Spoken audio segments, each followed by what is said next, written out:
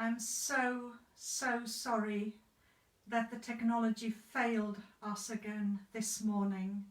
It's very frustrating, I'm sure, especially for you out there, but for me likewise. So I'm trying to record today's reflections, gospel reflections, now from Cawthorne. Let's hope that this will work. So for all those who are going to listen to this after I've recorded and posted it, it's lovely that you're all listening, and it's lovely to know you all out there. So the gospel story for today was Jesus feeding the 5,000 and my reflections on it. The Christian life has been described as a movement from the shallow end of the pool to the deep end. Let us unpack our gospel story and think about who's in the shallow and who's in the deep end of the pool, and what it entails to be in the shallow or the deep end. Let us look first at the disciples. When it was evening, the disciples came to Jesus and said, "This is a deserted place, and the hour is now late. Send the crowds away so that they may go into the villages and buy food for themselves." Send the crowds away. Our country seems to be doing this right now in the wake of Brexit. Send the boats away. Send them back to Calais so that they may go and buy food for themselves. Or to quote one of our politicians, the £705 million will ensure that the necessary infrastructure, technology and border personnel are in place so that our traders and the border industry are able to manage the changes and seize the opportunities as we lay the foundations for the world's most effective and secure border. As we lay the foundations for the world's most effective and secure border. This is living in the shallow end of the pool. More than that, this is not Christian living. You won't find Jesus there securing the border, but you will find him in the boats, in the people's hunger and despair. You cannot approve of this kind of political measure and the ideology behind it and call yourself at the same time a Christian. Jesus doesn't set up effective and secure borders. Jesus tears them down, welcomes the hungry, as powerfully exemplified in today's story. The second thing the disciples say is this: "We have nothing here but 5 loaves and 2 fish." They are totally self-absorbed. The 5 loaves and 2 fish will probably make a meal for them, but not for anyone else. Hence the solution: send them away. They've got nothing to do with us. It is not our responsibility. I'm not sure whether you've watched recently the film The Two Popes. We've watched it and it's a really worthwhile film. And in the film, Pope Francis says the following: "We are seeing a globalization of indifference. There is a culture which makes us think only of ourselves. We've become used to the suffering of others. It doesn't affect me. No one in our world feels responsible. Who is responsible for the blood of our brothers and sisters? The refugees washed up on the shores of the Mediterranean? I don't have anything to do with it. Must be someone else. Certainly not me. When no one is to blame, everyone is to blame," says Pope Francis. When no one is to blame, everyone is to blame. So being in the shallow end of the pool, as personified by the disciples, involves not feeling responsible for the suffering, the needs of our fellow human beings, simply sending them away, out of sight, out of mind. Let us look now at Jesus. Now when Jesus heard this, he withdrew from there in a boat to a deserted place by himself. He was simply deeply connected to John the Baptist, and he just found out that his friend John the Baptist was killed, and he's now grieving for his cruel murder.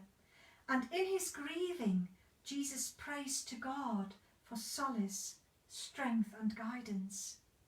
This is living in the deep end of the pool. Next, when Jesus went ashore, he saw a great crowd, and he had compassion for them and cured their sick. Jesus feels connected with them. Compassion, the word for compassion in Greek, means to be moved in your guts. So he's deeply connected with the crowds and therefore feels responsible for their needs. That is again living in the deep end of the pool. Next, Jesus said to them, "They need not go away. You give them something to eat." Jesus welcomes the crowds and empowers the disciples. Again, that is living in the deep end. Next, and Jesus said, "Bring them here to me." Then he ordered the crowds to sit down on the grass. Taking the 5 loaves and the 2 fish, he looked up to heaven and blessed and broke the loaves and gave them to the disciples. He feels connected to the crowds, and he draws on his connection with God by invoking God's blessing, God who is connected with us all. Theologian Rev'd Monika says, in every encounter with another person, there is a moment of self-transcendence. That is, we move out of our insularity so that the other can expand our horizon. In every encounter, there is a third involved. The third does not come to rest until the total community of being is involved. The third, of course, is God, the often forgotten one in every encounter, the one reality with which we have to do in every moment of our lives. The blessing that Jesus speaks is an acknowledgement of the deep unitive connection of all beings with one another and with God. The blessing is an acknowledgement of the generosity that connects all beings in God. So being in the deep end of the pool means that Jesus is deeply connected with John the Baptist, the crowds, the disciples, the food they share, and by implication all creation, and connected to God, of course. So how connected are we then? Where are we in the pool? And this is not about making us feel guilty, but making us feel inspired. Who are the crowds right now that Jesus trusts us, that we can feed them with the resources we have got? And we certainly have got more than the disciples, 5 loaves and 2 fish. Let me tell you what I would like us to do. I want to draw your attention first to Bishop Nick's appeal, and secondly I want to ask you to kindly join my family's personal appeal. Bishop Nick has launched a diocesan-wide appeal to support the starving men, women and children in our partner diocese in Sudan. I'm just briefly quoting from his appeal. I'm very conscious that while we face serious challenges here in England, our brothers and sisters in our linked diocese face even harder struggles. COVID has hammered employment in Sudan, and inflation has put even staple foods out of the reach of many people. I've spoken again with Archbishop Ezekiel, and we are going to launch a short-term appeal for funds, and this has happened this week. And Bishop Nick asks us, please look outwards, even while we become more aware of our own financial insecurities at home. And secondly, I want to briefly draw your attention to our personal appeal.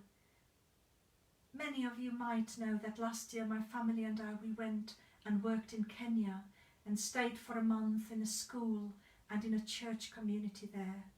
When we were there last year, we could see the poverty, the overwhelming poverty of people. And it's unbelievable, it's unimaginable to think what the poverty looks like now. We are in contact with the clergy there and with the teachers, and it's unimaginable. All the teachers in the school we worked at last year, they are all on unpaid leave until at least the end of January. So they have to stay at home, not receiving any money. All the children have been at home since March, and the earliest the schools are opening is January, if they are lucky. They were going to open in September, but that has been postponed. So the churches are trying to do what they can, but it's really, really hard. So we would love to collect some donations and be able to send them to our school and our church community in Kenya. So thank you for all your generosity. We will send out an email with all the details, and you can contact me, you can contact to find out about it, and please, if you can, support us. So how does our gospel story end? And the disciples gave the food to the crowds, and all ate and were filled, and they took up what was left over of the broken pieces, 12 baskets full. And those who ate were about 5,000 men, besides women and children. In looking after others, we ourselves will also be looked after if we only dare to be generous. Amen. Thank you, and God bless you all.